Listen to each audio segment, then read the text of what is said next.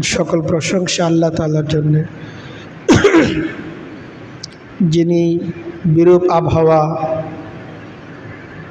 বৃষ্টি স্নাত দিনে আমাদেরকে তার ডাকে সাড়া দিয়ে যথাসময়ে মসজিদে আসার, কিছু প্রয়োজনীয় দিনই আলোচনা করারও শোনার তৌফিক দিয়েছেন। আল্লাহ তাআলা শুকরিয়া দিয়ে করে আলহামদুলিল্লাহ।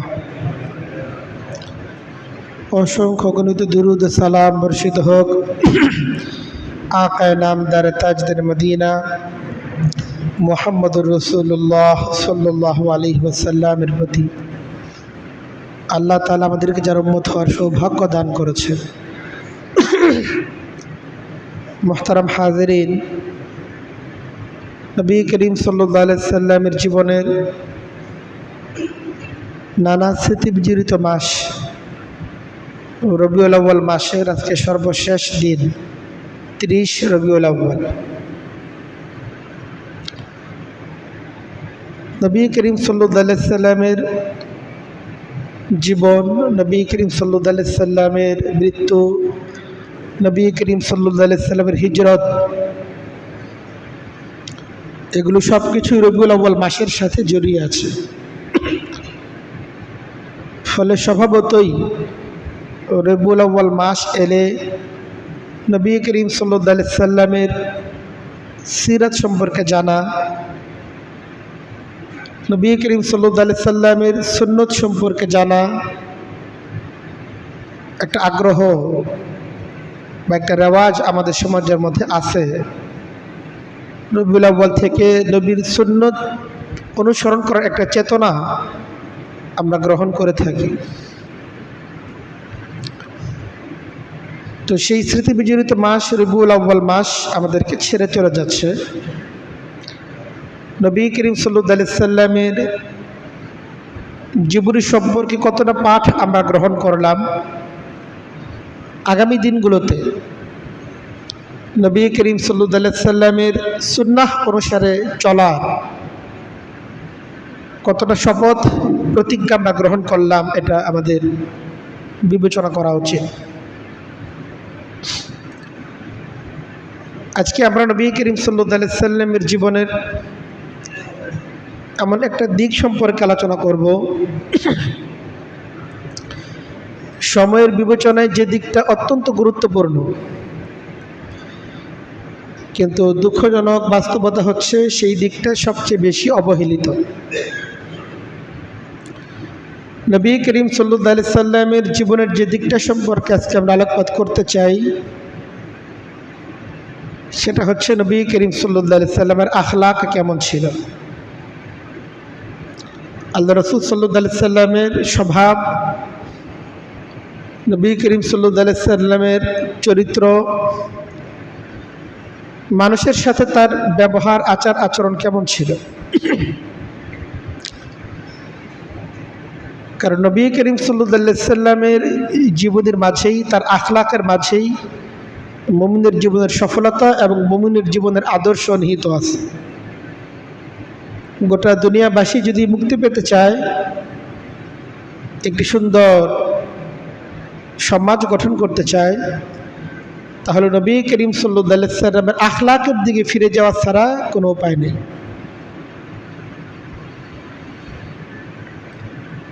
নবী করিম সাল্লাল্লাহু আলাইহি ওয়াসাল্লামের আখলাক, তার আচার আচরণ সাধারণ মানুষের আচার আচরণের তুলনায় এতটাই ঊর্ধ্বে ছিল, এত অনুপম চরিত্রের অধিকারী নবী করিম সাল্লাল্লাহু আলাইহি ওয়াসাল্লাম ছিলেন যে আল্লাহ রাব্বুল আলামিন স্বয়ং নবী করিম সাল্লাল্লাহু আলাইহি ওয়াসাল্লামের আখলাক সম্পর্কে বলেন, ইন্নাকা লাআলা খুলুকিন আযীম, ইন্নাকা লাআলা খুলুকিন আযীম, আপনি মহান চারিত্রিক গুণে গুণান্বিত, মহান চারিত্রিক গুণে আপনি অধিষ্ঠিত রয়েছেন। মক্কার কাফের সম্প্রদায় যারা নবী করিম সাল্লাল্লাহু আলাইহি ওয়াসাল্লামের বিরুদ্ধাচরণ করার ক্ষেত্রে কোনো রকম ত্রুটি করত না, নবী করিম সাল্লাল্লাহু আলাইহি ওয়াসাল্লামের বিরুদ্ধে ষড়যন্ত্র করার কোনো সুযোগ তারা হাতছাড়া করত না, কিন্তু এত সত্ত্বেও নবী করিম সাল্লাল্লাহু আলাইহি ওয়াসাল্লাম আখলাক সম্পর্কে কখনো তারা নেতিবাচক কোনো কিছু বলতে পারেনি। আল্লাহ তাআলা নবী করিম সাল্লাল্লাহু আলাইহি ওয়াসাল্লাম কে দুনিয়াতে পাঠিয়েছেন, তাকে নবুয়ত দান করেছেন।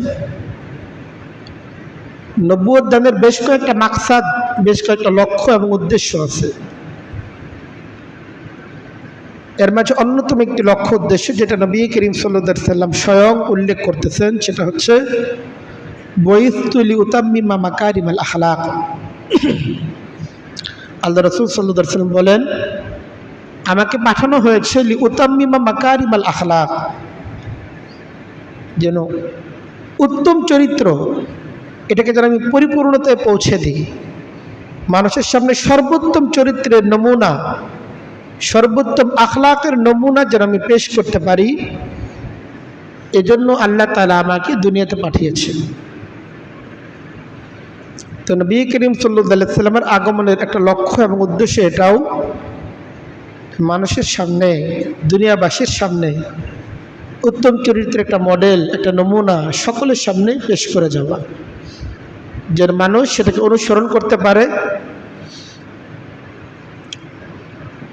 তো আল্লাহ রাসূল সাল্লাল্লাহু আলাইহি ওয়াসাল্লাম তার গোটা জিন্দিগিতে, 63 বছরের জিন্দিগিতে সেই নমুনা আমাদের সামনে রেখে গিয়েছে। ঐতিহাসিকগণ, মুহাদ্দিসিনগণ নবী করিম সাল্লাল্লাহু আলাইহি ওয়াসাল্লামের সমস্ত আখলাক, তার জীবনের সূচনা থেকে শেষ পর্যন্ত কেমন ছিল, জীবনের কোনো দিক বাদ দেননি, সমস্ত কিছু আমাদের পর্যন্ত অত্যন্ত আমানতদারিতার সাথে আমাদের পর্যন্ত সেটা পৌঁছে দিয়েছেন। এই সমস্ত কিতাব যদি আমাদের সামনে নাও থাকে, শুধুমাত্র কোরআন আমাদের সামনে থাকে, এটাও আমাদের জন্য যথেষ্ট। সাহাবায়ে কেরামের কেউ কেউ যখন আম্মাজান আয়েশা রাদিয়াল্লাহু তাআলা আনহাকে জিজ্ঞেস করলেন, কাইফা কারা খুলুক রাসূলিল্লাহি সাল্লাল্লাহু আলাইহি ওয়াসাল্লাম, যে ছোট ছোট সাহাবায়ে কেরাম যারা নবীজির গোটা জিন্দেগি পান নাই, সবসময় নবীজির সোহবত, নবীজির সংস্পর্শ যারা লাভ করতে পারেননি, তাদের কেউ কেউ আম্মাজান হযরত আয়েশা রাদিয়াল্লাহু তাআলা আনহার কাছে জিজ্ঞেস করলেন যে আল্লাহ তাআলা তো বলছেন ইন্নাকা লাআলা খুলুকিন আযীম, তিনি অনেক অনুপম চরিত্রের অধিকারী ছিলেন, তো নবীজির আখলাক কেমন ছিল এটা আপনি আমাদেরকে বলেন। আম্মাজান আয়েশা জিজ্ঞেস করলেন, কেন তোমরা কি কোরআন পাঠ করো না? আল্লাহর কিতাব কি তোমাদের কাছে নেই, এটা পাঠ করো না? হ্যাঁ, তা তো করি। আম্মাজান আয়েশা বললেন, কানা খুলুকুহু আল কোরআন। আল্লাহ রাসূলের আখলাক যদি জানতে চাও, আখলাক যদি দেখতে চাও, কোরআন সামনে আছে। কোরআনে যা যা বলা হয়েছে সবটাই নবীজির আখলাক। কোরআনের মধ্যে আল্লাহ তাআলা যে সমস্ত গুণাবলীর আলোচনা করেছেন, এই প্রত্যেকটা গুণাবলীর বাস্তব নমুনা ছিলেন নবী করিম সাল্লাল্লাহু আলাইহি ওয়াসাল্লাম। এজন্য নবী করিম সাল্লাল্লাহু আলাইহি ওয়াসাল্লামের সম্পর্কে যদি আমরা জানতে চাই, আমাদের কাছে অনেক বেশি কিতাবাদি যদি নাও থাকে, শুধু কোরআন থাকে, আর কোরআনটা আমরা পাঠ করি, তাহলে নবী করিম সাল্লাল্লাহু আলাইহি ওয়াসাল্লামের আখলাক কেমন ছিল সেটা আমাদের সামনে সুস্পষ্ট হয়ে যাবে। একটা অতুলনীয় আখলাকের অধিকারী ছিলেন নবী করিম সাল্লাল্লাহু আলাইহি ওয়াসাল্লাম। গোটা দুনিয়াতে যার কোনো দৃষ্টান্ত, যার কোনো তুলনা খুঁজে পাওয়া অতীতেও যায়নি, ভবিষ্যতেও যাওয়ার সম্ভাবনা নেই। কিন্তু দুঃখজনক হচ্ছে এই যে আজকে আমরা মুসলিম যারা নবী করিম সাল্লাল্লাহু আলাইহি ওয়াসাল্লামের আখলাক সম্পর্কে জানি না, যতটাও বা জানি আমাদের জীবন আদর্শ, আমাদের আখলাক নবী করিম সাল্লাল্লাহু আলাইহি ওয়াসাল্লাম আখলাক থেকে অনেক দূরে সরে গেছে। আজকে নামাজি হওয়া সহজ, নামাজি পাওয়া যায়, দিনদার পাওয়া যায়, কিন্তু নবী করিম সাল্লাল্লাহু আলাইহি ওয়াসাল্লাম আখলাক পাওয়া যায় না। নবী করিম সাল্লাল্লাহু আলাইহি ওয়াসাল্লামের যে আখলাক ছিল, তার যে আচার আচরণ ছিল, অন্যদের মধ্যে তো নেই। যাদের মধ্যে দিনের পরোয়া নেই তাদের হিসাব তো আলাদা, কিন্তু যারা দিনকে মেনে চলার বাহ্যিকভাবে চেষ্টা করে, মসজিদে তাদেরকে খুঁজে পাওয়া যায়, বিভিন্ন দিনই আন্দোলন সংগ্রামে খুঁজে পাওয়া যায়, বিভিন্ন রকম দ্বীনি তালিম, তাবলীগ, তাদরিসের মাঝে যাদেরকে খুঁজে পাওয়া যায়, দ্বীনের পঠন পাঠনে যাদেরকে খুঁজে পাওয়া যায়, তাদের মাঝেও নবী করিম সাল্লাল্লাহু আলাইহি সাল্লামের যে অনুপম আখলাক ছিল, সে আখলাক খুঁজে পাওয়া যায় না। অথচ ইসলাম যে অগ্রসর হয়েছে, পৃথিবীর দিকে দিকে ইসলামের যে প্রচার প্রসার হয়েছে, এর অন্যতম একটি মাধ্যম ছিল নবী করিম সাল্লাল্লাহু আলাইহি ওয়াসাল্লামের জীবদ্দশায় তার আখলাক এবং তার পরবর্তীতে সাহাবায়ে কেরামের আখলাক। সাহাবায়ে কেরাম যে সকল এলাকায় গিয়েছেন, তাদেরকে মানুষকে যুদ্ধ করে তারা ইসলাম গ্রহণ করিয়েছেন, ব্যাপারটা কখনোই এমন না। বা তারা যে সকলেই অনেক জেনে শুনে অনেক বিস্তারিত পড়াশোনা করার পরে, গবেষণা করার পরে ইসলাম গ্রহণ করেছেন, এর পরিমাণে খুবই সামান্য। সিংহভাগ মানুষ শুধুমাত্র সাহাবায়ে কেরাম, তাবেঈন, তাবে তাবেঈন, এদের যে আখলাক ছিল, এদের যে চারিত্রিক গুণাবলী ছিল, এগুলোর প্রতি মুগ্ধতার কারণেই বহু মানুষ ইসলাম গ্রহণ করেছে এবং এই পরিমাণে ইসলাম গ্রহণকারীদের মাঝে সবচেয়ে বেশি ছিল। বুজুর্গানে দ্বীন যে সকল এলাকায় যেতেন, যে বিনয়, যে ভালোবাসা, মানবের প্রতি যে প্রেম, যে সেবামূলক আচরণ তারা প্রকাশ করতেন, এসবের দ্বারা প্রভাবিত হয়েই বিপুল সংখ্যক মানুষ তারা ইসলামে দীক্ষিত হয়েছে, ইসলাম গ্রহণ করেছে। বলা হয়ে থাকে যে একটা সময় যে মুসলমানদের আখলাককে দেখে ফেরেশতারা পর্যন্ত ঈর্ষা করত, কিন্তু আজকে সেই মুসলিম সমাজের আখলাকের এত অধঃপতন ঘটছে, শয়তান পর্যন্ত লজ্জা পেয়ে যায়। আমাদের আখলাক এতটাই নিচে নেমে গিয়েছে, নবী করিম সাল্লাল্লাহু আলাইহি সাল্লামের আখলাক থেকে আমরা এতটাই দূরে সরে গিয়েছি যে আজকে বিধর্মীদের আখলাক দেখে আমাদের আখলাক শিখতে হয়। পৃথিবীর বিভিন্ন দেশে মুসলিম সম্প্রদায় না, তারা ভিন্ন ধর্মের লোক, কিন্তু তাদের মধ্যে এমন কিছু গুণ আছে যেই গুণগুলো আজকে মুসলিম সমাজে নেই, অথচ এই গুণগুলো মুসলিম সমাজে থাকার কথা ছিল। এই জন্য আবুল হাসান আলী নদভী রহমতুল্লাহ আলাই আমাদের এক বড় বুজুর্গ ছিলেন, দার্শনিক আলেম ছিলেন। তিনি বলেন যে আমি মুসলিম বিশ্বে সফর করেছি, প্রাচ্যে আমি সফর করেছি, মুসলমান পেয়েছি, ইসলাম পাইনি। কিন্তু পাশ্চাত্যে আমি সফর করেছি, মুসলমান পাইনি কিন্তু ইসলাম পেয়েছি। মুসলিম দেশগুলোতে ভ্রমণ করছি, মুসলমান তো সেখানে আছে কিন্তু তাদের মধ্যে ইসলামের আখলাক নেই। পাশ্চাত্যের বিভিন্ন দেশ, আমি অমুসলিম দেশ আমি সফর করেছি, সেখানে মুসলমান তো পাইনি কিন্তু ইসলামের যে আখলাক সেটা তাদের মাঝে আমি লক্ষ্য করেছি। এজন্য আজকের দিনেও যদি মুসলমানদের সফল হতে হয়, আদর্শ মুসলিম সমাজ যদি আমাদের গঠন করতে হয় এবং আমাদের জীবনের সকল ক্ষেত্রে, ব্যক্তি জীবন, আমাদের পরিবারগুলো, আমাদের সমাজগুলোকে যদি শান্তিময় করতে হয়, তাহলে নবী করিম সাল্লাল্লাহু আলাইহি সাল্লামের আখলাকে ফিরে যাওয়া ছাড়া আমাদের কোনো গত্যন্তর নেই। এই জন্য আমাদের মাঝে নবী করিম সাল্লাল্লাহু আলাইহি সাল্লামের আখলাকের আলোচনা এটা বৃদ্ধি করা চাই। নবীজি কেমন ছিলেন, নবীজির নামাজ কেমন ছিল এটা অনেকেই জানে, ওভাবে নামাজ পড়ে, কিন্তু নবীজির আখলাক কেমন ছিল, তার লেনদেন কেমন ছিল, অপরের সাথে আচার আচরণ কেমন ছিল, প্রতিবেশীদের সাথে তিনি কেমন আচরণ করতেন, বিধর্মীদের সাথে কেমন আচরণ করতেন, আত্মীয় স্বজনের সাথে কেমন আচরণ করতেন, নিজের পরিবারের সাথে কেমন আচরণ করতেন, এগুলো আমাদের জানা দরকার।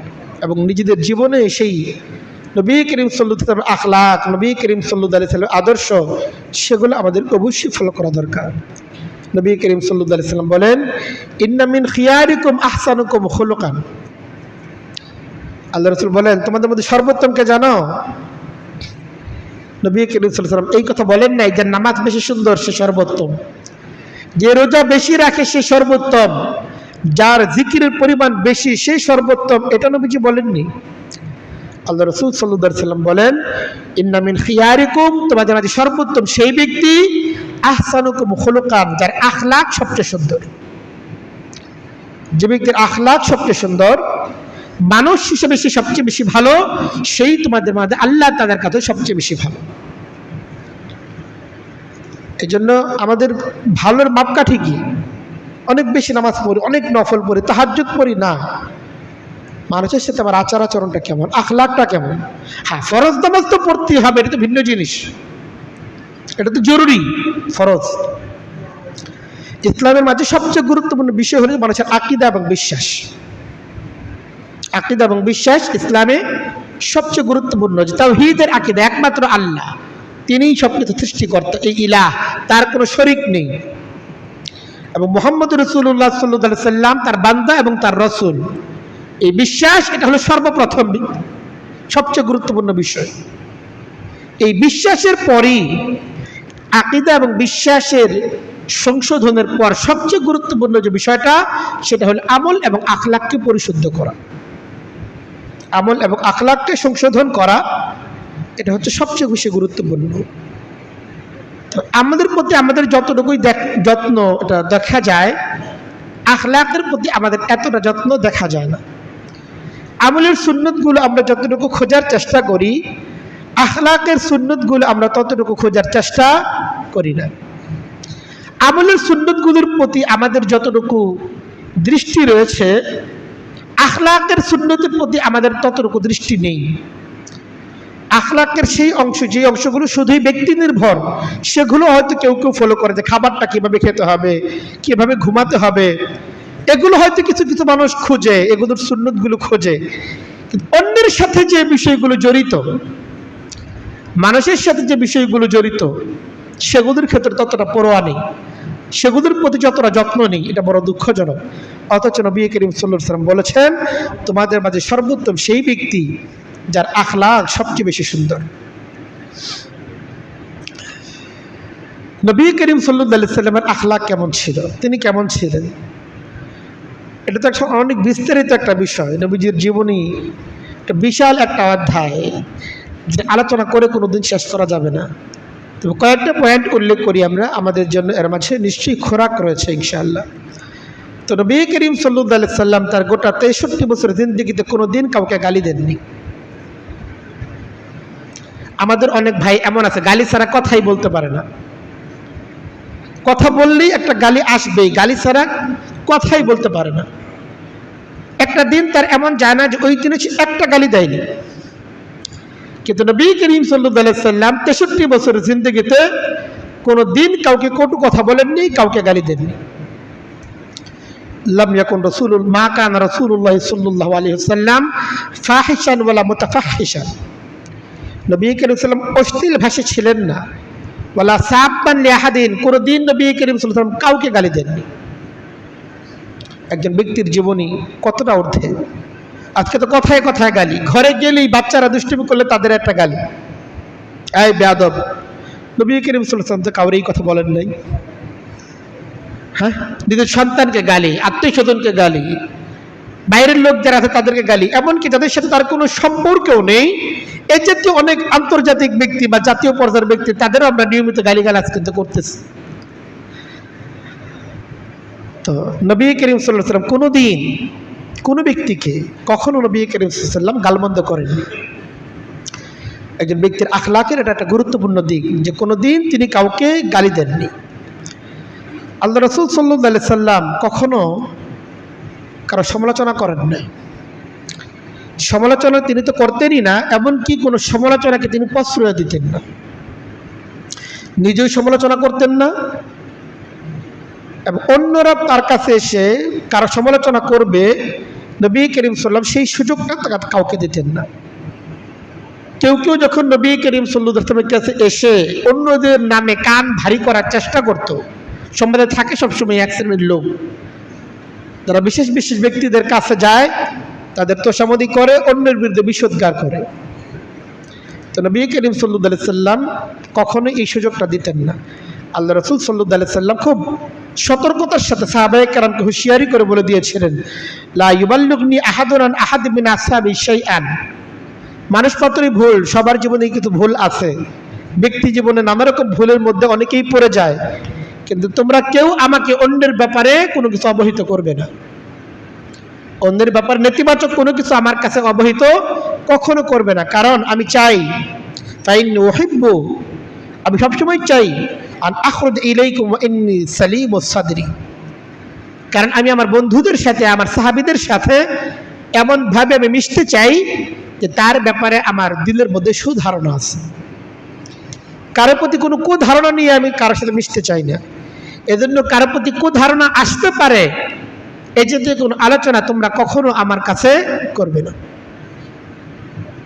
এটা একটা গুরুত্বপূর্ণ দিক। একে তো নিজে সমালোচনা করবই না, আরেকটা হচ্ছে এই অন্য কেউ সমালোচনা আমার কাছে এসে আরেকজনের ব্যাপারে করবে, এটাকে প্রশ্রয় না দেওয়া।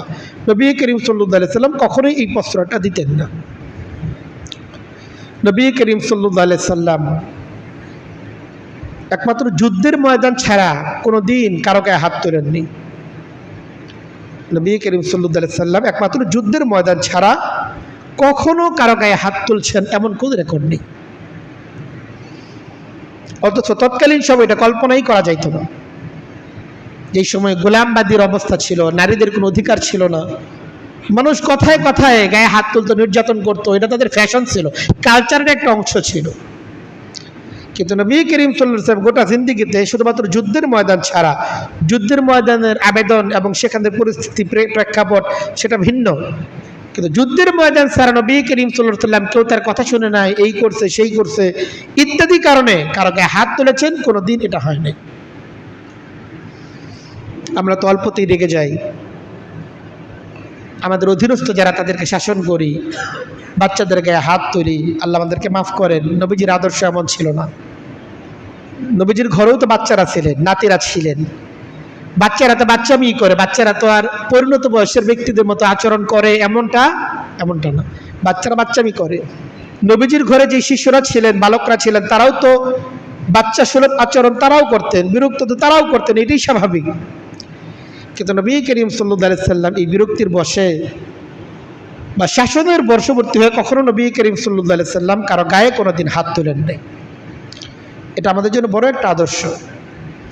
নবী করিম সাল্লাল্লাহু আলাইহি সাল্লাম কারো গায়ে হাত তুলবেন তো দূরের কথা, নবী করিম সাল্লাল্লাহু আলাইহি সাল্লাম কখনো তার স্ত্রী বা তার যারা খাদেম আছে এদেরকে কোনো কাজের জন্য, কোনো কাজ করার কারণে বা কোনো কাজ না করার কারণে অভিযুক্ত করেছেন এমন কোনো রেকর্ডে পাওয়া যায় না। এই কাজটা কেন করলা না, এখনো রান্না কেন হলো না, কাপড়টা কবে খুলে রাখছি এখনো ধোয়া কেন হলো না, আমরা সচরাচর যেটা করি। কিন্তু নবী করিম সাল্লাল্লাহু আলাইহি সাল্লাম কখনো তার কোনো স্ত্রী বা নবীজির ঘরে যারা নবীজির খেদমত করতেন তাদের বিরুদ্ধে কখনো এই কথা বলেন নাই। হযরত আনাস রাদিয়াল্লাহু তাআলা আনহু নবীজির খাদেম ছিলেন। নবী করিম সাল্লাল্লাহু আলাইহি সাল্লাম যখন মক্কা থেকে হিজরত করে মদিনায় আসলেন, আনাস ইবনে মালিকের মা উম্মে সুলাইম রাদিয়াল্লাহু তাআলা আনহু তিনি ছিলেন বিধবা, স্বামী মারা গেছে। তো তিনি লক্ষ্য করলেন যে সকলেই তো নবী করিম সাল্লাল্লাহু আলাইহি ওয়াসাল্লামের কাছে যাচ্ছে, বিভিন্ন হাদিয়া তোহফা নিয়ে যাচ্ছে। তো তিনি ভাবলেন যে আসলে আমারও তো কিছু হাদিয়া নেওয়া দরকার, নবীজি আসছেন মক্কা থেকে মদিনায় হিজরত করে চলে আসছেন, তাকে কিছু হাদিয়া দেই, এটা ওনার দিলের মধ্যেও আসলো। কিন্তু বিধবা মানুষ, তার সামর্থ্য কতটুকু, তার আয়োজনই বা কি আছে, কি হাদিয়া দিবেন। অনেক চিন্তা ভাবনা করার পর দেখলেন যে আমার কাছে সবচেয়ে প্রিয়, সবচেয়ে দামি তো আমার কলিজার টুকরা সন্তান আনাসই আমার সবচেয়ে প্রিয়। আনাস রাদিয়াল্লাহু তখন একেবারে ছোট, 8-10 বছরের ছেলে। তো উম্মে সুলাইম রাদিয়াল্লাহু তাআলা আনহা তার ছেলে আনাস ইবনে মালিক তাকে নিয়ে নবীজির কাছে গেলেন। অনেকক্ষণ দাঁড়িয়ে রইলেন, কিছু বললেন না। যখন ভিড় একটু কমলো তখন বললেন, ইয়া রাসূলুল্লাহ, আমার ছেলে আনাস আপনার কাছেই থাকবে, আপনার যাবতীয় খেদমত সে করবে, আপনার জন্য আমার সন্তানকে হাদিয়া। আনাস ইবনে মালিক রাদিয়াল্লাহু তাআলা আনহু নবীজির মদিনায় আগমনের পর থেকে, নবীজি মদিনায় যতদিন ছিলেন 10 বছর, মৃত্যুর আগ পর্যন্ত 10 বছর তিনি নবী করিম সাল্লাল্লাহু আলাইহি ওয়াসাল্লামের খেদমত করছেন। একটা ছোট্ট মানুষ খেদমতের বুঝেই বা কতটুকু, 8-10 বছরের বাচ্চা শতভাগ বুঝে, বড়রাই তো বুঝে না। তো 8-10 বছর একটা বালক, তার বুঝবুদ্ধি কতটুকু, চলতে ফিরতে কত সমস্যা তার হয়েছে। আনাস ইবনে মালিক রাদিয়াল্লাহু তাআলা বলেন, খাদামতু রাসূলুল্লাহ সাল্লাল্লাহু আলাইহি ওয়াসাল্লাম 10 সিনিন, আমি 10 বছর নবী করিম সাল্লাল্লাহু আলাইহি ওয়াসাল্লামের খেদমত করছি। ফামা কালা লি কাত্তু লিমা সনাতা ওয়া হাল্লা সনাতা, কোনদিন নবী করিম সাল্লাল্লাহু আলাইহি সাল্লাম আমাকে এই কথা বলেন নাই, কেন এটা করলা, এই কাজ কেন করলা না, আমার একটা কাজ দিছে করি নাই, বলে নাই যে কেন এটা করলা না, বা যে কাজ করতে নিষেধ করছেন কিন্তু করে ফেলেছি কখনো বলে নাই এই কাজ কেন করলা। কখনো কখনো আনাস ইবনে মালিক রাদিয়াল্লাহু আনহু নিজে ইচ্ছা করেই নবীজি একটা কাজ করতে বলতেন, এমনও ইতিহাসে পাওয়া যায় আনাস ইবনে মালিক বলতেন আমি এটা করব না, আবার তিনি হাদিসের মধ্যেই বলতেছেন আমার দিলে এটা থাকতো, নবী যেহেতু বলছেন আমি তো করবই, কিন্তু নবীজির একটু শোনাই আমি করব না। বাচ্চারা এমন করে, কাজ করবে ঠিকই, মুখে বলবে করবো না। তো তিনি ইচ্ছা করে বলতেন যেন নবী করিম সাল্লাল্লাহু আলাইহি ওয়াসাল্লাম ওনাকে একটু তিরস্কার করেন, মহব্বতের মানুষের তিরস্কার তো মজাদারি হয়ে থাকে। কিন্তু নবী করিম সাল্লাল্লাহু আলাইহি ওয়াসাল্লাম কোনোদিন কাউকে অভিযুক্ত করেননি। এই সমস্ত আখলাকগুলো গল্প না, এগুলো বাস্তব, এগুলো আমাদের জীবনে ফলো করা দরকার। আমাদের আচার আচরণটা কেমন সকল ক্ষেত্রে, আমাদের পরিবারের সাথে হোক, বন্ধু মহলে হোক, কর্মস্থলে হোক, মানুষের সাথে আচরণের ক্ষেত্রে হোক, ব্যক্তিগত ক্ষেত্রে নবী করিম সাল্লাল্লাহু আলাইহি ওয়াসাল্লাম কখনো কাউকে এমন অভিযুক্ত করতেন না। নিজের সমস্যার কারণে অন্যকে দায়গ্রস্ত করা, অন্যকে অভিযুক্ত করা, তাকে খাটো করা, তুচ্ছ-তাচ্ছিল্য করা, নবী করিম সাল্লাল্লাহু আলাইহি ওয়াসাল্লাম কখনো এমনটা করতেন না। একজন ব্যক্তির ব্যক্তিত্ব গঠনে তার কথা এবং তার বক্তব্যের ভূমিকা অপরিসীম। একজন ব্যক্তি তার আলোচনা, তার কথাবার্তা, এটা কিন্তু তার ব্যক্তিত্বের বহিঃপ্রকাশ হয়ে থাকে। তো নবী করিম সাল্লাল্লাহু আলাইহি ওয়াসাল্লামের কথাবার্তা কেমন ছিল? নবী করিম সাল্লাল্লাহু আলাইহি ওয়াসাল্লাম যখন কথা বলতেন, অন্যের সাথে কথা বলতেন, কখনো তার দিকে না তাকিয়ে কথা বলতেন না। যখন তার সাথে কথা বলতেন পরিপূর্ণভাবে তার দিকে তাকিয়ে এরপরই কথা বলতেন, এমন যেন না হয় অন্যদিকে তাকিয়ে আসি, তার দিকে পরোয়া নেই। এটা কিন্তু একজন ব্যক্তির প্রতি ইগনোর করা, যেন তাকে আমি একটু সাইড করতে চাচ্ছি এমন একটা মনোভাব, একটু উদাসীনতা তার প্রতি। কিন্তু নবী করিম সাল্লাল্লাহু আলাইহি ওয়াসাল্লাম কখনোই এমনটা করতেন না। যখন যার সাথে কথা বলতেন তার দিকে তাকিয়ে অত্যন্ত গুরুত্ব সহকারে, যেন নবী করিম সাল্লাল্লাহু আলাইহি ওয়াসাল্লাম তাকে গুরুত্ব দিচ্ছেন এভাবেই তার সাথে কথা বলতেন। আমরা যেটা করি, এক ঘরে আছে আরেকজন আরেক ঘরে আছে, এখান থেকে দুদিনের মাঝখানে কথাবার্তা চলতেছে, এটা কিন্তু গুরুত্বহীনতার আলামত। গুরুত্বের দাবি হচ্ছে এই সামনাসামনি বসে সুস্পষ্টভাবে কথাবার্তাগুলো হবে। যত দূর থেকে কথা বলা হবে, অবজ্ঞা যত বাড়বে, কথার মধ্যে ভুল বোঝাবুঝি তত বাড়বে। নবী করিম সাল্লাল্লাহু আলাইহি ওয়াসাল্লাম কখনো সেই সুযোগ দিতেন না। নবী করিম সাল্লাল্লাহু আলাইহি ওয়াসাল্লাম যখন যার সাথে কথা বলতেন, কেউ পেছন থেকে ডাক দিতেন, নবী করিম সাল্লাল্লাহু আলাইহি ওয়াসাল্লাম ঘুরে যেতেন, ঘুরে গিয়ে তার দিকে তাকিয়ে এরপরে কথা বলতেন। এমন না যে সামনে চলছি আর সাথে কথা বলতেছি, নবীজির ক্ষেত্রে এমনটা ঘটতো না। এবং নবী করিম সাল্লাল্লাহু আলাইহি ওয়াসাল্লাম যে কথা বলতেন, সবসময় নবী করিম সাল্লাল্লাহু আলাইহি ওয়াসাল্লামের চেহারা আমাদের একটা মুচকি হাসি এটা লেগেই থাকতো। কখনো খুব গম্ভীরভাবে চেহারা খুব ভারী করে, মুখটাকে মলিন করে কারোর সাথে কথাবার্তা বলতেন, নবীজির এমনটা ঘটতো না। হযরত আব্দুল্লাহ ইবনে হারিস রাদিয়াল্লাহু তাআলা আনহু বলেন, মা রাআইতু আহাদান আকসারা তাবাসসুমান মিন রাসূলিল্লাহি সাল্লাল্লাহু আলাইহি ওয়াসাল্লাম, নবী করিম সাল্লাল্লাহু আলাইহি ওয়াসাল্লামের চেয়ে বেশি কাউকে মুচকি হাসতে আমি কোনোদিন কাউকে দেখি নাই। সবসময় তার চেহারার মধ্যে একটা মুচকি হাসি, এটা সবসময় নবীজির লেগেই থাকতো। কখনোই তিনি হাসি মুখে ছাড়া গোমরা মুখে কারোর সাথে কখনোই তিনি কথা বলতেন না। সবসময় সকলের সাথে হাসি মুখে নবী করিম সাল্লাল্লাহু আলাইহি ওয়াসাল্লাম কথা বলতেন। তবে হাসিটা পরিমিত হতো, অট্ট হাসি হতো না। এক হাদিসের মধ্যে এসেছে আল্লাহ রাসূল সাল্লাল্লাহু আলাইহি ওয়াসাল্লাম বলেন, আল কাহকাহাতু মিনাশ শাইতান ওয়া তাবাসসুমু মিনাল্লাহ, অট্ট হাসি এটা শয়তানের পক্ষ থেকে আসে, ওয়া তাবাসসুমু আর মুচকি হাসি এটা আল্লাহ তাআলার পক্ষ থেকে হয়ে থাকে। এদের হাসি মুখে কথা বলা এটা নবী করিম সাল্লাল্লাহু আলাইহি ওয়াসাল্লামের একটি সুন্নাহ। নবী করিম সাল্লাল্লাহু আলাইহি ওয়াসাল্লাম কখনো তর্ক করতেন না। আমরা তো অল্পতেই তর্ক জুড়ে দিই, কিন্তু নবী করিম সাল্লাল্লাহু আলাইহি ওয়াসাল্লাম কখনো কারোর সাথে তর্কে লিপ্ত হয়েছেন, বাদানুবাদ লিপ্ত হয়েছেন, ঝগড়ায় লিপ্ত হয়েছেন। নবীজির বিরোধী লোকের সংখ্যা তো কম ছিল না। সমাজের বৃহৎ অংশ মক্কার কাফের মুশরিক, এদের বড় অংশ নবী করিম সাল্লাল্লাহু আলাইহি ওয়াসাল্লামের বিরুদ্ধে ছিলেন। মদিনায় আসার পর মুনাফিকরা ছিল, ইহুদিরা ছিল, এরা সকলেই তো নবীজির বিরোধীই ছিল। বিভিন্ন এলাকা থেকে বিভিন্ন প্রতিনিধি দল আসতো, নানা রকম তর্ক করার জন্যই আসতো। কিন্তু নবী করিম সাল্লাল্লাহু আলাইহি ওয়াসাল্লামের বাচনে কখনোই তর্কের কোনো ছোঁয়া ছিল না। কখনো কোনো ঝগড়ায় লিপ্ত হয়েছেন, উঁচু স্বরে কথাবার্তা বলা শুরু করে দিয়েছেন, নবী করিম সাল্লাল্লাহু আলাইহি ওয়াসাল্লামের ক্ষেত্রে কখনোই এমনটা ছিল না। হ্যাঁ, নবী করিম সাল্লাল্লাহু আলাইহি ওয়াসাল্লামের ঠাট্টাও করতেন মাঝে মাঝে, কখনো একটু মশকরাও করতেন, কিন্তু এর মধ্যে তুচ্ছ তাচ্ছিল্য প্রকাশ পেত না। আল্লাহ রাসূল সাল্লাল্লাহু আলাইহি ওয়াসাল্লামের যে কৌতুকগুলো ছিল সেগুলোর মধ্যে একটা সৌন্দর্য ছিল, এর মাঝে একটা শিক্ষা ছিল। কৌতুকগুলো তার অর্থহীন কোনো কৌতুক ছিল না। তো নবী করিম সাল্লাল্লাহু আলাইহি ওয়াসাল্লামের প্রত্যেকটা কথা এটা আমাদের জন্য আদর্শ, এবং আমরা আমাদের জীবনে যত বেশি এটাকে আদর্শগুলিকে গ্রহণ করতে পারবো, আমাদের জীবন ইনশাআল্লাহ তত বেশি সুন্দর হবে। নবী করিম সাল্লাল্লাহু আলাইহি ওয়াসাল্লাম মানুষের বিপদে আপদে, কেউ যখন সমাজের কোনো ব্যক্তি যদি বিপদ আপদে পড়তো, তার পাশে সর্বপ্রথম সবার আগে যে দাঁড়াতো তিনি হচ্ছেন মুহাম্মদ রাসূলুল্লাহ সাল্লাল্লাহু আলাইহি ওয়াসাল্লাম। এই যে আজকে বৃষ্টিস্নাত দিন, সেই ভোর রাত থেকে বৃষ্টি চলমান, আমাদের সমাজের কত বাসা ইতিমধ্যে পানি ঢুকে গেছে, কত মানুষ বিপদগ্রস্ত অবস্থায় আছে। এই মসজিদে আসতেও কত মানুষের কত ব্যাগ পেতে হচ্ছে, কত পাড়ি দিয়ে পুরো মসজিদে আগমন করতে হচ্ছে। এই যে মানুষের বিভিন্ন রকম দুর্দশার শিকার মানুষ হয়, বিভিন্ন বালা মুসিবতে মানুষ পড়ে যায়, এক্ষেত্রে নবী করিম সাল্লাল্লাহু আলাইহি ওয়াসাল্লামের সুন্নাহ কি ছিল? নবী করিম সাল্লাল্লাহু আলাইহি ওয়াসাল্লাম মানুষের খোঁজ খবর রাখতেন। কিন্তু আজকে আমার পাশের ঘরে পানি, আমি আছি বিল্ডিং বাড়িতে, কিন্তু তার খবর নিচ্ছে না।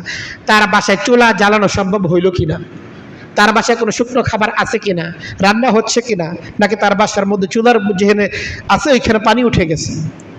তো এই সমস্ত খোঁজখবর রাখা এটা নবী করিম সাল্লাল্লাহু আলাইহি ওয়াসাল্লামের সুন্নাহ। এগুলির সাথে গল্প আর বয়ানের মধ্যে সীমাবদ্ধ থাকা উচিত নয়।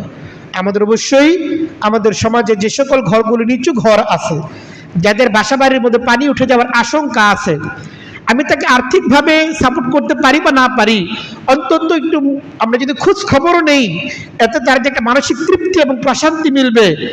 দুনিয়া টাকা পয়সা দিয়ে এই প্রশান্তি আনা কোনোভাবে সম্ভব না। এই জন্য আমরা এই বিষয়গুলো খেয়াল করবো ইনশাল্লাহ। নবী করিম সাল্লাল্লাহু আলাইহি ওয়াসাল্লাম কখনো কারো বিপদ আপদে হাসতামাশা করতেন না। আজকে যেমন একজন ব্যক্তি বিপদে পড়লে আমরা এটা গবেষণা শুরু করি, কেন সে এই বিপদে পড়লো, কেন বিপদে পড়লো, এটা তো অর্থহীন। একটা অ্যাক্সিডেন্ট ঘটছে, কথার কথা, এইখানে দোষটা কার এটা গুরুত্বপূর্ণ না। দেখা যায় কোনো একটা জায়গায় অগ্নিকাণ্ড ঘটে গেছে, সবাই এখানে ভিডিও করা শুরু করছে। একটা অ্যাক্সিডেন্ট হয়েছে, মানুষ মুমূর্ষু অবস্থায় আছে, কিছু লোক এনে মোবাইল নিয়ে ভিডিও করতেছে। আরে এরা নিয়ে হাসপাতালে যাওয়া দরকার, এই অগ্নিকুণ্ড থেকে মানুষকে কিভাবে রক্ষা করা যায় সেই ফিকির করা দরকার। তো এটা আমাদের জন্য বড় দুঃখজনক, এই সমস্ত আখলাকের বিষয়গুলো আমরা খেয়াল করি না। আল্লাহ রাসূল সাল্লাল্লাহু আলাইহি ওয়াসাল্লাম বলেন, লা তুযহিরুশ শামাতাহ, তোমাদের ভাই বেরাদর ওরা যখন কোনো বিপদে পড়ে কখনো তোমরা তাদেরকে গালিগালাজ করো না, তাদের ভুল অনুসন্ধানে পড়ে যেও না, বরং তাকে কিভাবে ভুল থেকে উদ্ধার করা যায়, বিপদ থেকে কিভাবে উদ্ধার করা যায়, সেটাই একজন মুমিনের সর্বপ্রথম করণীয় হওয়া চাই। নবী করিম সাল্লাল্লাহু আলাইহি ওয়াসাল্লাম ছোটদের প্রতি ছিলেন স্নেহশীল, বড়দের প্রতি ছিলেন শ্রদ্ধাশীল। সমাজে ছোট থেকে ছোট হোক, তারও তো একটা মন আছে। নবী করিম সাল্লাল্লাহু আলাইহি ওয়াসাল্লাম বড়দের শ্রদ্ধা যেমন বজায় রাখতেন, আর ছোটদের মন সেটাকেও নবী করিম সাল্লাল্লাহু আলাইহি ওয়াসাল্লাম ছোট করে দেখতেন না, এটাকেও নবী করিম সাল্লাল্লাহু আলাইহি ওয়াসাল্লাম অত্যন্ত গুরুত্ব সহকারে দেখতেন। আনাস ইবনে মালিক রাদিয়াল্লাহু তাআলা আনহু, তার এক ভাই ছিল, তার ছোট ছোট পাখি সে পালতো। ওই পাখির নাম ছিল নুগাইর। তো নবী করিম সাল্লাল্লাহু আলাইহি ওয়াসাল্লাম কানে এটা পৌঁছলো যে ওই যে ছোট্ট বাচ্চা আনাস ইবনে মালিকের ছোট ভাই, ওনার একটা ছোট পাখি মারা গেছে। এটা কি গুরুত্ব আছে আমাদের কাছে? পাখি তো মরতেই পারে, আমরা তো এটাই স্বাভাবিকভাবে নেই। কিন্তু ছোট একটা বাচ্চা যে পাখিটাকে পালে, এই পাখিটা যখন মারা যায় তার মনের মধ্যে একটা কষ্ট কিন্তু লাগে। নবী করিম সাল্লাল্লাহু আলাইহি ওয়াসাল্লাম তার বাসায় গেছেন এবং তাকে সান্ত্বনা দেওয়ার জন্য গেছেন এবং বলছেন, ইয়া আবা উমাইর মা ফাআলা নুগাইর, আহারে আবু উমাইর, তোমার এই নুগাইর পাখিটা মারা গেল, তোমার কত কষ্ট হইতেছে। তো একটা বাচ্চা মানুষ তার এই মনটাকেও নবী করিম সাল্লাল্লাহু আলাইহি ওয়াসাল্লাম রক্ষা করার প্রয়োজন মনে করছেন। একবার নবী করিম সাল্লাল্লাহু আলাইহি ওয়াসাল্লাম কিছু হাদিয়া বিতরণ করবেন, তো ডান পাশে একটা বাচ্চা আছে, বাম পাশে একজন বয়োজ্যেষ্ঠ ব্যক্তি আছে। নিয়ম অনুসারে ডান পাশ থেকেই দেওয়া দরকার, কিন্তু এখন বাম পাশে একজন বয়োজ্যেষ্ঠ সিনিয়র ব্যক্তি আছেন, তাকেও প্রাধান্য দেওয়া দরকার। এখন যদি ওকে আগে দিয়ে দেয়, বাম পাশে যে আছে বড় ব্যক্তি তাকে যদি আগে দিয়ে দেয়, সিরিয়ালে যে আগে আছে সে তো আবার কষ্ট পাবে। নবী করিম সাল্লাল্লাহু আলাইহি ওয়াসাল্লাম এটাকেও পরোয়া করার চেষ্টা করছেন, তার থেকে অনুমতি নিছেন যে আতাদানুলি। নবীজি জিজ্ঞেস করছেন, বাবা তুমি যদি আমাকে অনুমতি দাও তাহলে তোমার যে সিনিয়র যে আছে তাকে আমি আগে দিই, তোমার অনুমতি দিলে হইলে দিই। মুহাম্মদুর রাসূলুল্লাহ সাল্লাল্লাহু আলাইহি ওয়াসাল্লাম একটা বাচ্চা ছেলে, অনুমতি নেওয়ার এটা কোনো প্রয়োজন ছিল? এটা কি কোনো হারাম হইতো, নাজায়েজ হইতো? কিছুই না। কিন্তু নবী করিম সাল্লাল্লাহু আলাইহি ওয়াসাল্লাম ছোটদেরকে কতটা মূল্যায়ন করেছেন। আমাদের সমাজের মধ্যে ছোটদের কোনো অধিকার আছে, সন্তানের অধিকার আছে, এটাতে মনেই করি না। যারা ইচ্ছা তারে দিব, যখন খুশি তখন দিব, এটাই তো মনে করি। এক বাচ্চারা দিলে আরেক বাচ্চা যদি রাগ করে তাহলে তাকে আমরা গালমন্দ শুরু করে দিই। এটা আমাদের ভুল সিদ্ধান্ত, এমনটা না করা চাই। এটা নবী করিম সাল্লাল্লাহু আলাইহি ওয়াসাল্লামের আখলাক ছিল না। বড় হাদিসের মধ্যে আছে, মান লাম ইয়ারহাম সাগীরানা ওয়া লাম ইউকির কাবীরানা ফালাইসা মিন্না। বড়দেরকে শ্রদ্ধা করে না, ছোটদেরকে সম্মান করে না, সে তো আমার উম্মতের অন্তর্ভুক্ত না। নবী করিম সাল্লাল্লাহু আলাইহি ওয়াসাল্লাম মানুষের যে রূঢ় আচরণগুলো, এগুলো খুব সুন্দরভাবে হজম করতেন। একবার এক গ্রাম্য লোক মসজিদ নববীতে আসছে, এসে তো পেশাব করে দিচ্ছে মসজিদ নববীতে। নবী করিম সাল্লাল্লাহু আলাইহি ওয়াসাল্লামের সাথে কিছু কথাবার্তা বলছে, বলার পরে গ্রাম্য মানুষ এত আদব কায়দা বোঝে না, মসজিদের আদব সম্পর্কে তার ধারণা নাই, মসজিদের মধ্যেই পেশাব করে দিচ্ছে, এক সাইডে বসে পেশাব শুরু করে দিচ্ছে। আমাদের সমাজে পেশাব করার জন্য বসে না, হঠাৎ একজন বয়োজ্যেষ্ঠ মানুষ মসজিদে আসছে, হঠাৎ উযরের কারণে তার পেশাব হয়ে গেছে, তাতে মসজিদের মধ্যে কি পরিমাণ হইচই শুরু হয়ে যায়। এই লোকটা কে বলছে মসজিদে আসতে? হইচই করি কি করি না? আমরা খুব করি এটা। কিন্তু যেই ব্যক্তিটা ইচ্ছা করে পেশাব করলো, সাহাবায়ে কেরাম তার দিকে ধরার জন্য চলে গেছেন। কি করলো এই লোকটা? মসজিদের মধ্যে পেশাব। আল্লাহ রাসূল সাল্লাল্লাহু আলাইহি ওয়াসাল্লাম সাহাবায়ে কেরাম নিবৃত্ত করলেন, লা তাজরিমু মাহ মাহ দাও। আল্লাহ রাসূল সাল্লাল্লাহু আলাইহি ওয়াসাল্লাম তাদেরকে নিবৃত্ত করলেন, রাখো একে, পেশাব শুরু করে দিয়েছে, পেশাব শেষ করতে দাও। এরপর নবী করিম সাল্লাল্লাহু আলাইহি ওয়াসাল্লাম তাকে ডাকলেন এবং তাকে ডেকে বুঝিয়ে বললেন, দেখো ইন্না হাযিল মাসাজিদ লা তাসতাহিলুল বাউল ওয়াল গায়ত। এটা তো মসজিদ, এর একটা আদব আছে, এখানে পেশাব পায়খানা করা যায় না। এখানে আল্লাহ তাআলা জিকির এবং নামাজের জন্য বরাদ্দ, এটাকে পবিত্র রাখতে হয়। অন্যদেরকে বললেন যে তোমরা এখানে পানি ঢেলে এই জায়গাটাকে পরিষ্কার করে দাও। নবী করিম সাল্লাল্লাহু আলাইহি ওয়াসাল্লামের কাছে এক গ্রাম্য লোক আসছে, এসে নবীজিকে হুঁশিয়ার করে বলতেছে, নবী করিম সাল্লাল্লাহু আলাইহি ওয়াসাল্লামের গায়ের মধ্যে চাদর ছিল, চাদরের পাইপটা একটু খুব ধারালো ছিল, গায়ে ধরে এমন ভাবে টান দিচ্ছে নবীজির পেছন থেকে, নবীজির গায়ের মধ্যে ওই যে পায়ের যে ধারালো দাগ পড়ে গেছে। নবী করিম সাল্লাল্লাহু আলাইহি ওয়াসাল্লামকে ডেকে ডেকে বলতেছে, এই মুহাম্মদ, নাম ডেকে বলতেছে। আল্লাহ তাআলাও পর্যন্ত নবী করিম সাল্লাল্লাহু আলাইহি ওয়াসাল্লামকে ডাইরেক্ট নাম বলে ডাকেনি, ইয়া নবী আল্লাহ, ইয়া রাসূলুল্লাহ বলে আল্লাহ তাআলা সম্বোধন করছেন। আর সেই লোক এসে নবী করিম সাল্লাল্লাহু আলাইহি ওয়াসাল্লামকে নাম ধরে ডেকে বলতেছে, হে মুহাম্মদ, আল্লাহ তাআলার পক্ষ থেকে তোমার কাছে আমাদের যে গরিমতের সম্পদ আছে, এই সম্পদ থেকে 2টা উট নিয়ে আসি, উট বুঝাই করে সম্পদ দিয়ে দাও, আমার অনেক দরকার। এবং কি নবী করিম সাল্লাল্লাহু আলাইহি ওয়াসাল্লামকে এই কথা পর্যন্ত বলছে যে ওই সম্পদ তোমারও না, তোমার বাপেরও না, ওই সম্পদ আমাদের সম্পদ, আমার তাড়াতাড়ি ভর্তি করে দাও। নবী করিম সাল্লাল্লাহু আলাইহি ওয়াসাল্লাম বললেন যে দেখো, এই সম্পদ তো আমারও না, কথা ঠিকই আছে, এই সম্পদ তো আমি, এই সম্পদের হেফাজতের জিম্মাদার হচ্ছে আমি। বাকি তুমি যে আমার যে কষ্ট দিলা, এখন তো তোমার থেকে আর কেসাস নেওয়া হবে। তুমি যে আমার গায়ের মধ্যে দাগ ফেলে দিলা, এটা তো কেসাস নেওয়া হবে। সে গ্রাম্য বলতেছে, আমার এই আশঙ্কা নাই, কারণ আমি জানি আপনার আখলাক কেমন। ইন্নাকা তাফু ওয়া তাসফাহু, আপনি ক্ষমা করেন, ক্ষমাকে আপনি পছন্দ করেন, জানি আপনি আমার থেকে কেসাস নেবেন না। এরপর নবী করিম সাল্লাল্লাহু আলাইহি ওয়াসাল্লাম সাহাবায়ে কেরাম যে দায়িত্বশীল ছিল তাদেরকে বলছেন যে ঠিক আছে, এই লোকে যে চাইছে এটা ভরপুর করে দাও। এই যে মানুষের রূঢ় আচরণগুলো, নানা রকম আচরণগুলো, নবী করিম সাল্লাল্লাহু আলাইহি ওয়াসাল্লাম সব কিছুকে বরদাস্ত করতেন। একটা সহনশীলতার একটা অনুপম গুণ নবী করিম সাল্লাল্লাহু আলাইহি ওয়াসাল্লামের মাঝে ছিল। তিনি কিভাবে মানুষকে ক্ষমা করতেন, মক্কা বিজয়ের সময় দেখা গেছে। মক্কা বিজয়ের সময় যেই লোকগুলো তাকে কোনো রকম কষ্ট দিতে ত্রুটি করে নাই, তাকে হত্যার ষড়যন্ত্র পর্যন্ত করছে, নবী করিম সাল্লাল্লাহু আলাইহি ওয়াসাল্লামের সামনে সুযোগ আসছিল তাদের থেকে প্রতিশোধ গ্রহণ করার। জিজ্ঞেস করলেন যে কেমন তোমরা আজকে আমার ব্যাপারে ধারণা করতেছো? তো তখন তারা জবাব দিচ্ছে, না, আমরা তো আপনার ব্যাপারে উত্তম ধারণা করতেছি। নবী করিম সাল্লাল্লাহু আলাইহি ওয়াসাল্লাম তখন বলে দিচ্ছে, লা তাসরিবা আলাইকুমুল ইয়াউম, আজকের দিনে তোমাদের বিরুদ্ধে আমার কোনো অভিযোগ নাই, যাও, তোমাদের সকলকে আমি ক্ষমা করে দিলাম। এই লোকগুলো তো সেই লোকগুলো যেই লোকগুলো মক্কায় থাকা অবস্থায় নবীজির উপর কষ্ট দেওয়ার ক্ষেত্রে কোনো ত্রুটি করে নাই, সব ধরনের কষ্ট নবী করিম সাল্লাল্লাহু আলাইহি ওয়াসাল্লাম এবং সাহাবায়ে কেরামকে দিচ্ছে, নবীজিকে হত্যার ষড়যন্ত্র করছে, এলাকা ছাড়তে বাধ্য পর্যন্ত করছে। কিন্তু নবী করিম সাল্লাল্লাহু আলাইহি ওয়াসাল্লাম যখন সুযোগ আসছে, তখন নবীজি কেমন আচরণ করছেন, আমাদের এটা থেকে শিক্ষা নেওয়া দরকার। তো তো অনেক দীর্ঘ একটা বিষয় যে নবী করিম সাল্লাল্লাহু আলাইহি ওয়াসাল্লামের আখলাক কেমন ছিল। আজকে আমাদের আমলের ক্ষেত্রে সুন্নতের যতটুকুই অনুসরণ আছে, আখলাকের ক্ষেত্রে সুন্নতের এতটা অনুসরণ নাই। মুসলমান যতক্ষণ পর্যন্ত নবী করিম সাল্লাল্লাহু আলাইহি ওয়াসাল্লামের আখলাকের দিকে না ফিরবে, আমল যতই সুন্দর হোক না কেন, শুধুমাত্র আমলের দ্বারা মুসলমানদের সমাজের, পরিবার এবং সমাজের সমস্যার সমাধান কখনো হবে না। এই জন্য আল্লাহ তাআলার কাছে আমরা দোয়া করি, নবী করিম সাল্লাল্লাহু আলাইহি ওয়াসাল্লাম নিয়মিত আল্লাহর কাছে দোয়াও করতেন, আমরাও আল্লাহর কাছে দোয়া করি আল্লাহ তাআলা যেন আমাদেরকে উত্তম আখলাক গ্রহণ করার তৌফিক দান করেন এবং মুসলমানদের সকল সমস্যার সমাধান আল্লাহ তাআলা যেন আমাদেরকে করার তৌফিক দান করেন। ওয়া আখিরু দাওয়ানা আলহামদুলিল্লাহি রাব্বিল আলামিন। যারা সুন্নত পড়ি